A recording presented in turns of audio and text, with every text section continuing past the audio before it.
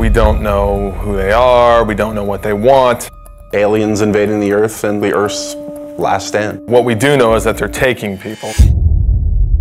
It's basically not a remake, but a reimagining of the original XCOM game. Well, core principles from the original that we wanted to build on was basically everything. XCOM is about Earth being threatened by an unknown enemy. The world bonds together and they form an elite military organization, the most elite in the history of the world, and that's where the player comes in. They are the commander of this organization. I think we were all fans of the original, you know, working for Firaxis, we're all fans of squad-based, turn-based strategy. So I've played just about every turn-based strategy game out there. I think we all had a lot of ideas and things that we wanted to do and things we liked about all of the games that we played in the past.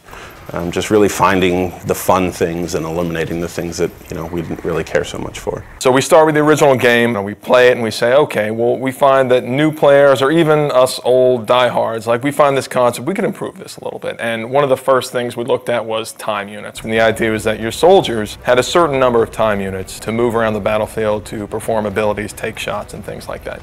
And actually it worked great in the sense that you had this resource that you were hoarding and that you had to be careful, because when you spent too many, you could find yourself exposed and in dangerous situations. So there's this great risk-reward mechanic.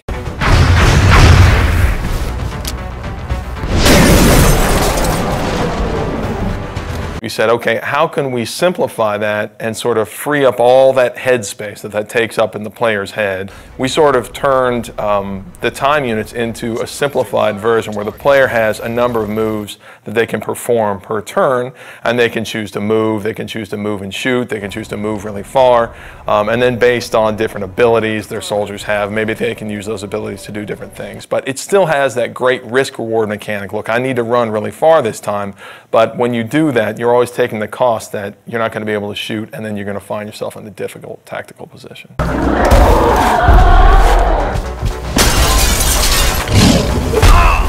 The other big thing I think that we did was we added cover to the game. Now tactically you have a lot more important decisions to make based off of being in low cover and high cover, flanking aliens. So in some ways we feel like we made the game more tactical. One of the advantages I think we have as a turn-based game is that we can move the camera around wherever we want.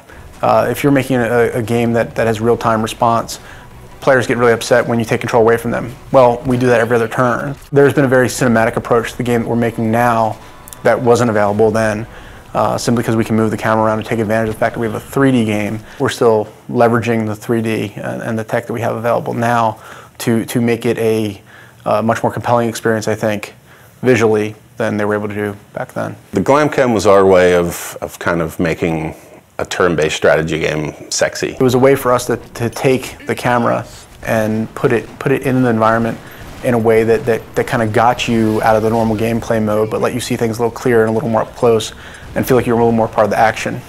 The idea is that when your soldier goes to take a cool shot, then the camera can drop in, and we've got these great dramatic scenes where, you know, your sniper's lining up this super long shot and you'll see it fall right down the barrel.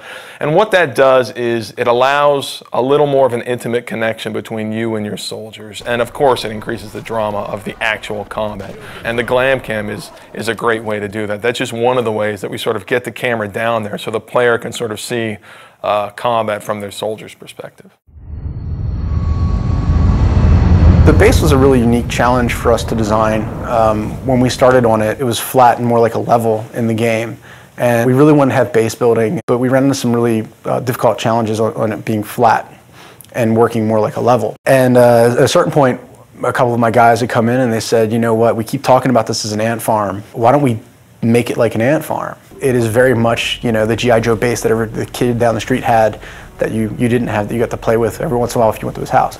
So when we made it, that was one of the things I think really stands out. I think it's a really unique feature to the game. It allows us a lot of flexibility for optimization and for the player to be able to build and expand. And it's a really different, I haven't seen represented that way really ever. And on top of that, they're actually expanding the structure, customizing the facilities that they're adding to their base. We want them to be able to see their soldiers interacting and their scientists, and so I think it's this really neat moment where you get into the game and you have this physical structure that you've customized and you've made the decisions about what you want to focus on, and then you can see your soldiers that you've leveled up and you've grown attached to, you can see them interacting, and it's something that I think we're really proud of. We're really excited for people to see.